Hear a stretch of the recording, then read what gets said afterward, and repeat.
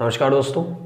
उत्पादन भाग 4 और आज हम पढ़ने वाले हैं अल्पकालीन उत्पादन फलन। अल्पकालीन उत्पादन फलन क्या होता है? मैंने आपको पिछली वीडियो में बताया था कि देखिए, अगर आपने इस उत्पादन की सीरीज़ के अगर अब तक पहले 3 भाग नहीं देखे हैं तो फिर इंतज़ार किस बात का है। आप इसको अच्छे से समझना चाहते हैं तो लिंक डिस्क्रिप्शन में है, पहले 3 भागों का जाके देख सकते हैं, यहाँ आई बटन पे भी आपको मिल जाएंगे।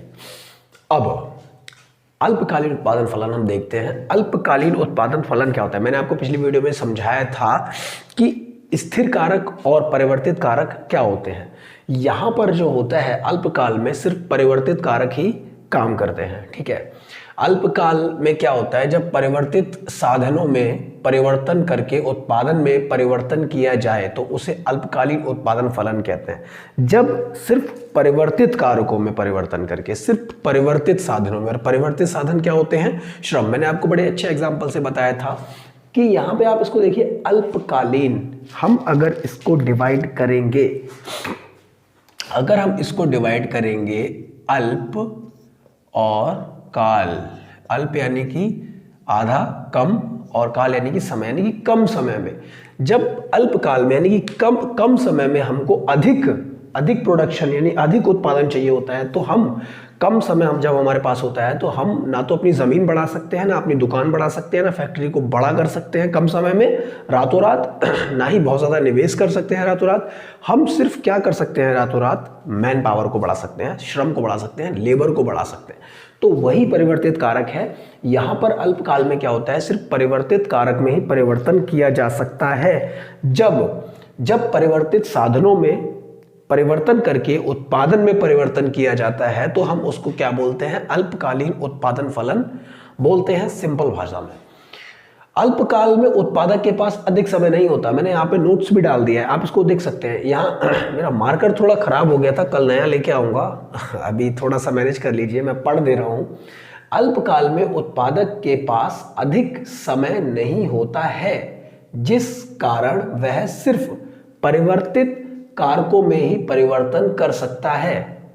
पढ़ लिया आपने, आप समझ गए होंगे, आप हिंट मिल गया। अल्पकाल में उत्पादक के पास अधिक समय नहीं होता है, जिस कारण वह सिर्फ परिवर्तित कारकों में ही परिवर्तन कर सकता है। जैसे कि मैंने आपको बताया कि जब समय कम होता है, आपके पास समय कम होता है, अगर आपकी एक मिठाई की दुकान है और परसों दिवाली है, आपको पता है कि समय कम है तो मैं दुकान को बढ़ा नहीं सकता। अगर या फिर दिवाली पे आपके पास किसी कंपनी का बड़ा ऑर्डर आ जाए, किसी कंपनी का एक बड़ा ऑर्डर आ जाए, वो बोले मेरे को 1000 डब्बे चाहिए मिठाई के आपकी दुकान से, आपकी शॉप से, तो फिर आपके पास क्या, समय बहुत कम है, 2 दिन का समय है, तो क्या आप दुकान को बढ़ा लेंगे या फिर आप बहुत ज़्यादा निवेश कर लेंगे? 2 दिन के समय में आप क्या कर सकते हैं? आप कुछ नहीं कर सकते। आप सिर्फ बंदों को बढ़ा सकते हैं, मैन पावर बढ़ा सकते हैं, आप अपने एम्प्लॉय को बढ़ा सकते हैं, आप ज़्यादा से ज़्यादा हलवाई रख सकते हैं, ज़्यादा से ज़्यादा लड़के रख सकते हैं ताकि वो जल्दी जल्दी डब्बे पैक करें और ऑर्डर पूरा करके दें। तो जो अल्पकाल में यानी कम समय में आपको जब उत्पादन बढ़ाना होता है तो सिर्फ आप मैन पावर में चेंजेस कर सकते हैं। तो मैन पावर परिवर्तित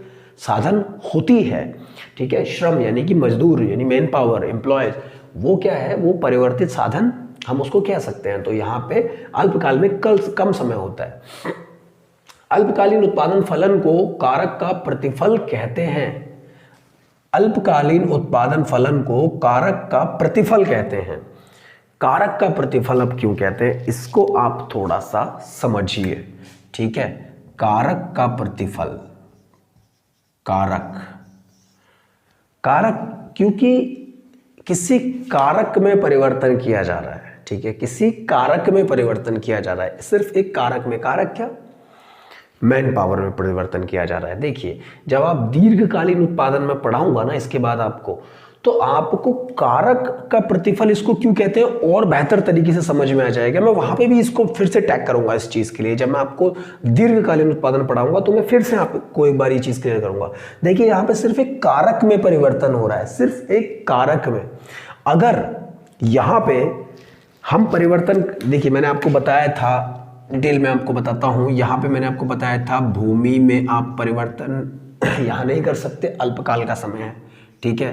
आप पूंजी में भी परिवर्तन नहीं कर सकते। आप परिवर्तन कर सकते हैं तो लेबर में कर सकते हैं। यहाँ पे सिर्फ एक कारक में परिवर्तन हो रहा है, इसीलिए हम इसे कारक का प्रतिफल कहेंगे। अगर यहाँ भूमि में परिवर्तन होता, पूंजी में परिवर्तन होता, लेबर में, अगर दीर्घकाल यानी कि ज़्यादा समय में अगर आपको बोला जाए कि भाई आज 1 जनवरी 2022 है और आपको 1 जनवरी 2024 तक मुझे 1 लाख पेन बना के देने हैं या 20 लाख पेन बना के देने हैं, तो आपके पास बहुत समय हो गया, ठीक है, आपके पास 2 साल का समय हो गया। जब आपके पास 2 साल का समय हो गया तो आप क्या कर सकते हैं, आप भूमि को भी बढ़ा सकते हैं कि भाई मैं अपने कारखाने को थोड़ा बड़ा कर लेता हूँ, अपने कारखाने को बड़ा कर लूँगा, ज़्यादा बंदे आ जाएंगे, ज़्यादा लोग काम कर सकेंगे, तो मैं ऑर्डर पूरा कर दूंगा। तो उस समय क्या होगा, उस समय आप यहाँ पे भूमि को भी बढ़ाएंगे, पूरे कारखाने को बड़ा कर लेंगे, तो उस समय वो कारक का नहीं पैमाने का प्रतिफल कहलाएगा। क्यों? क्योंकि कारखाना जो होता है उसको अर्थशास्त्र की भाषा में क्या कहते हैं, पैमाना कहते हैं। पैमाना वो नहीं, नापने वाला पैमाना नहीं है। अर्थशास्त्र की भाषा में पूरे जो कारखाना होता है, फैक्ट्री होती है, उसको इकोनॉमिक्स की लैंग्वेज में पैमाना बोलते हैं। तो उस वक्त जब हम भूमि को बढ़ाएंगे, पूरे कारखाने को बड़ा करेंगे, तब मैन पावर बढ़ाएंगे और प्रोडक्शन को बढ़ाएंगे, तो उस वक्त वो पैमाने का प्रतिफल होगा, यानी कि पूरे पैमाने में चेंजेस किए गए, पूरे के पूरे पैमाने में बदलाव किया गया, इसीलिए वो पैमाने का प्रतिफल कहलाएगा। आपने सुना होगा पैमाने का प्रतिफल, तो वो पैमाने, वो मैं पढ़ाऊंगा आगे आपको, दीर्घकाल में आता है वो पैमाने का प्रतिफल, तो वो मैं आपको पढ़ाऊंगा। यहाँ अल्पकाल में कारक का प्रतिफल आता है, तो उस वक्त उसको हम पैमाने का प्रतिफल बोलेंगे, ठीक है। तो उसको इसीलिए इसको यहाँ पे कारक का प्रतिफल बोलेंगे, क्योंकि यहाँ पैमाने में यानी कि भूमि में और पूंजी में कोई परिवर्तन नहीं हो रहा है, यहाँ पे सिर्फ एक कारक में परिवर्तन हो रहा है और वो कारक है श्रम, लेबर, इसीलिए हम इसको कारक का प्रतिफल बोलेंगे, ठीक है। अल्पकालीन उत्पादन फलन को कारक का प्रतिफल कहते हैं, जिसकी 3 अवस्थाएं होती है, इसकी 3 अवस्थाएं होती हैं, इसको समझिए। कारक का बढ़ता प्रतिफल, कारक का घटता प्रतिफल और तीसरा कारक का स्थिर प्रतिफल, ठीक है। अब कारक का जो प्रतिफल है उसकी 3 अवस्थाएं होती हैं, हमने आपको बताया, ठीक है। अब इसमें आपको समझने वाली बात यह है कि इन तीनों अवस्थाओं को आप समझेंगे कैसे। ये तीनों अवस्थाएं एक नियम के अंतर्गत आती हैं, ठीक है।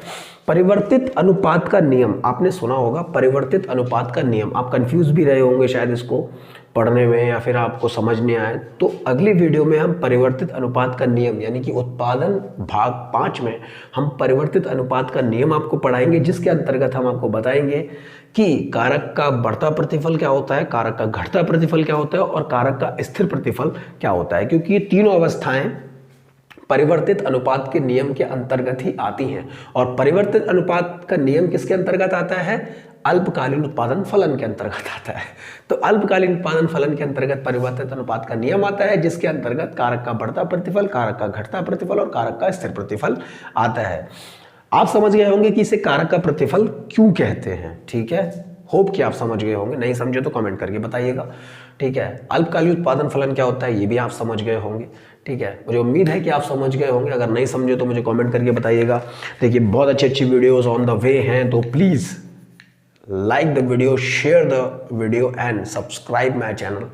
यार जितना सब्सक्राइब करोगे, जितना शेयर करोगे, उतना मैं मोटिवेट होऊंगा, और जितना जल्दी हम अपने माइलस्टोन जो कि अभी हमने सोच रखा है 10,000 सब्सक्राइबर का, अभी हमने अपना एम रख रखा है कि जल्दी से जल्दी हम 2022 के एंड तक 10,000 सब्सक्राइबर कंप्लीट करें। और मुझे उम्मीद है कि 10,000 से बहुत ज़्यादा करा दोगे आप लोग, क्योंकि आप लोगों ने बहुत सपोर्ट किया है मुझे यहाँ तक, आगे भी सपोर्ट करोगे। तो मुझे उम्मीद है कि 10,000 से तो ज़्यादा सब्सक्राइबर होंगे हमारे। 31 दिसंबर 2022 को हमारे 10,000 से ज़्यादा सब्सक्राइबर होंगे, ये हमारा बेस है, ये हमने अपना एम रखा है। तो प्लीज़ अगर ये वीडियो हेल्पफुल थी तो लाइक, और दोस्तों के लिए हेल्पफुल हो सकती है तो शेयर, और अगर आपको मेरी आने वाली वीडियो भी चाहिए तो प्लीज़ सब्सक्राइब माय चैनल। मिलते हैं अगली वीडियो में, टिल देन गुड बाय।